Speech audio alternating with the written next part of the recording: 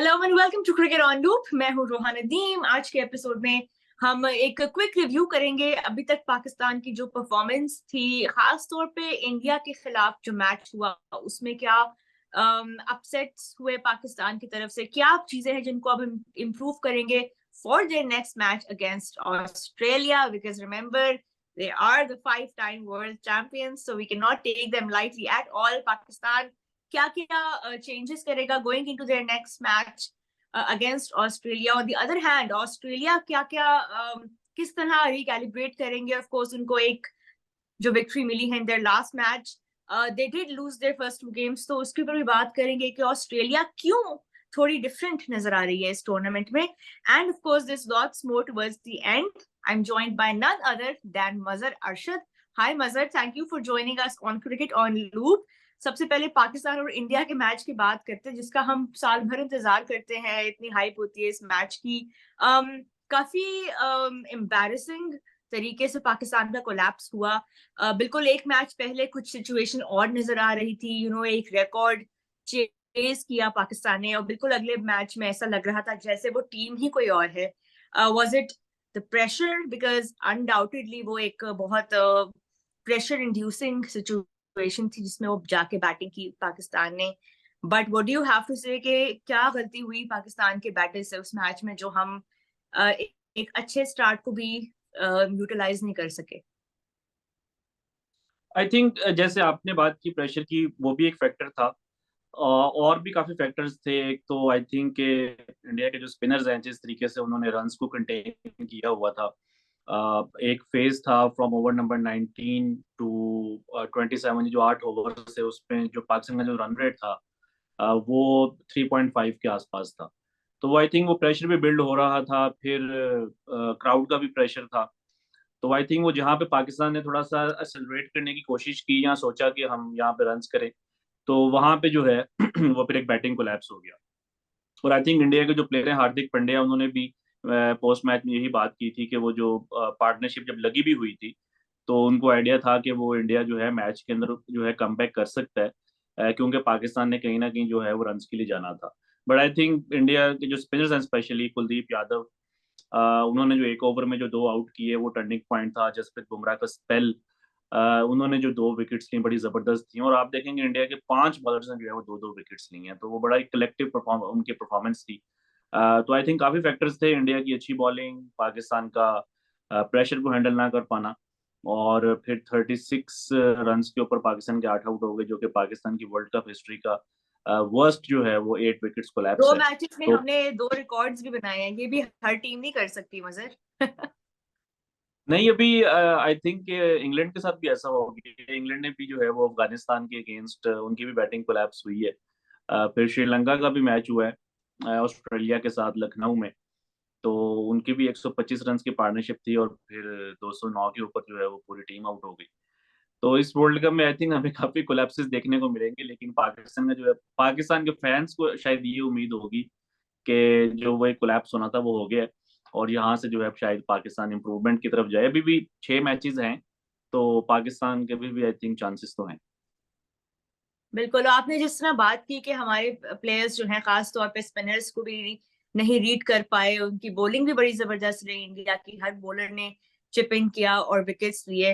But खास तौर पे अगर हम कुलदीप यादव और जडेजा, बिकॉज इंडिया का जो बॉलिंग आर्सेनल है वो अब इतना इम्प्रूव हो गया है, बुमराह को इतनी जबरदस्त, जहां पे किसी और को मूवमेंट शायद नहीं मिल रही होती, बुमराह अपनी like he extracts the kind of swing that makes you like what is happening. Shaheen is of course struggling, उसके ऊपर भी हम बात करेंगे। बट अब अगले मैच में जहां पे हमने अभी कल ही शायद देखा है, जैम्पा ने 4 विकेट्स लिए हैं। Finally he has made a mark in this world cup as well. Do you think कि पाकिस्तान के बैटर्स, खास तौर पे जो आपके मिडिल ओवर्स को फेस करते हैं, do you think they are ready for the Adam Zampa threat?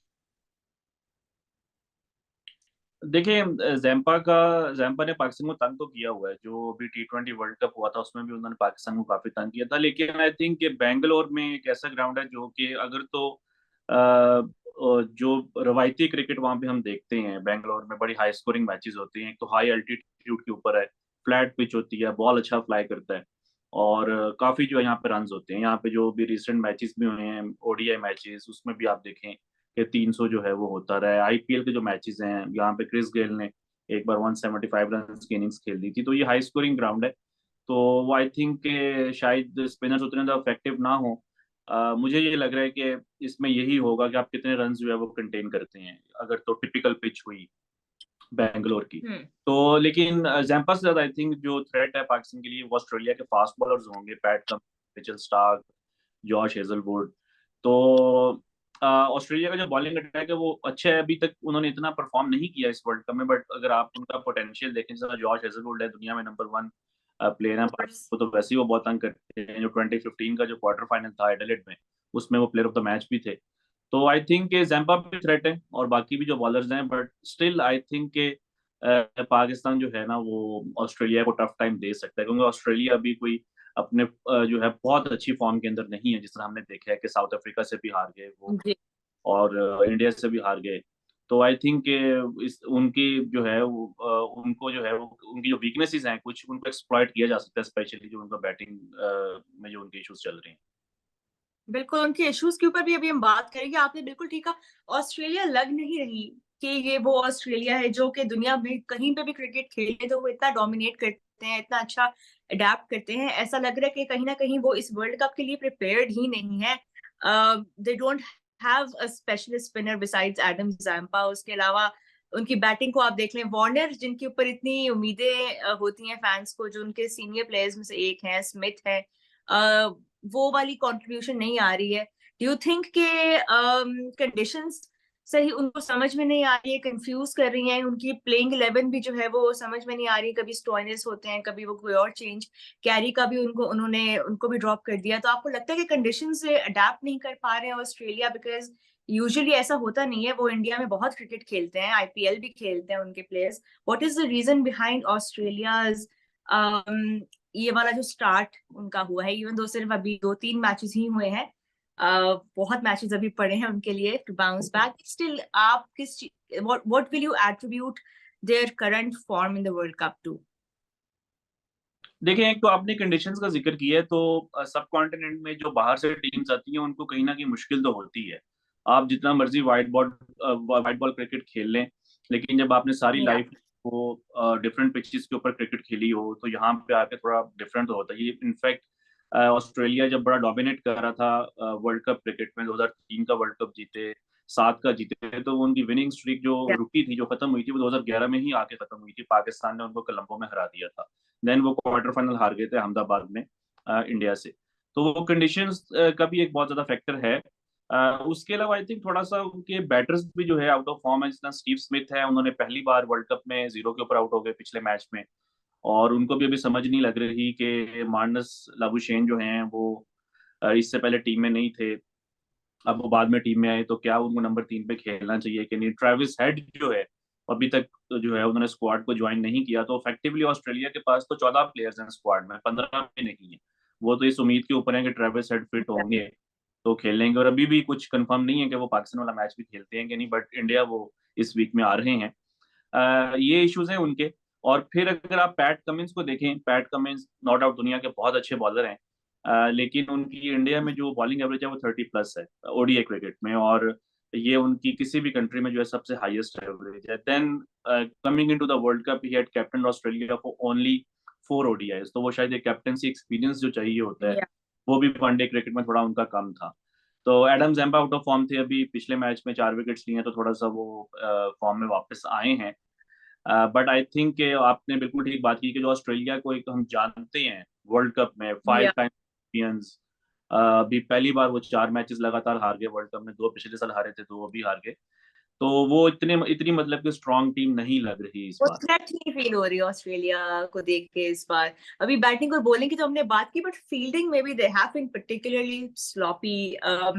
Last match में भी जो एक तो अच्छे कैचेस हुए थे आई थिंक, बट उसके अलावा आई थिंक अभी तक टूर्नामेंट की जो जिन टीम्स का सबसे लोएस्ट सक्सेस रेट है कैचिंग का, आई थिंक उसमें ऑस्ट्रेलिया और श्रीलंका आती है लोएस्ट पे। क्या वजह है कि ऑस्ट्रेलिया, बिकॉज आपके मेन प्लेयर्स अगर नहीं है टीम में वो तो समझ में आता है, but catching and fielding it has to be on point. वहां पे भी बहुत sloppiness है. Do you think that's also because at the back of their minds वो बहुत pressure ले रहे हैं इन conditions का?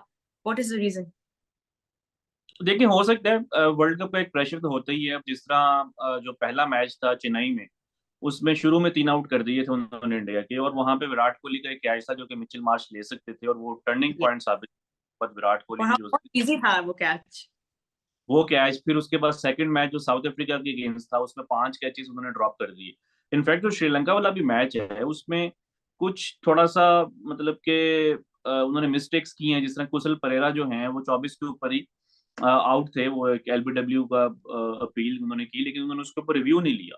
उसकी वजह ये थी कि शुरू में ही पहले ओवर में उन्होंने एक रिव्यू जाया कर दिया था, और इस वर्ल्ड कप में अभी तक ऑस्ट्रेलिया ने वो जो 3 कंसेक्यूटिव उनके अनसक्सेसफुल रिव्यूज थे, वो भी उनके जिम्मे में हो सकता है। तो आप कह सकते हैं कि डिसिप्लिन जो है थोड़ा सा मिसिंग है।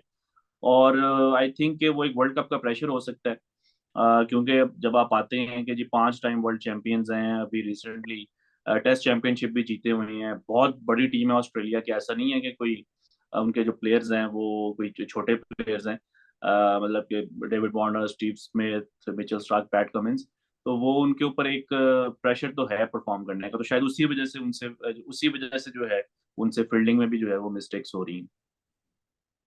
चले अब moving on to Pakistan versus Australia. अपने की प्लेयर्स बताएं कौन है ऑस्ट्रेलिया की तरफ से, और फिर हम पाकिस्तान पे आएंगे. बट ऑस्ट्रेलिया की तरफ से आपने तो बोला है फास्ट बॉलर्स जो है थोड़ा सा मुश्किल क्रिएट करेंगे पाकिस्तान के लिए, but who are your 2 players to watch out for from Australia? देखें रोहा, जैसे मैंने शुरू में बात की थी कि बेंगलोर की अगर टिपिकल पिच हुई, जो कि हाई रन स्कोरिंग ग्राउंड है, तो 330 340 जो है वो रन हो सकते हैं यहाँ पे।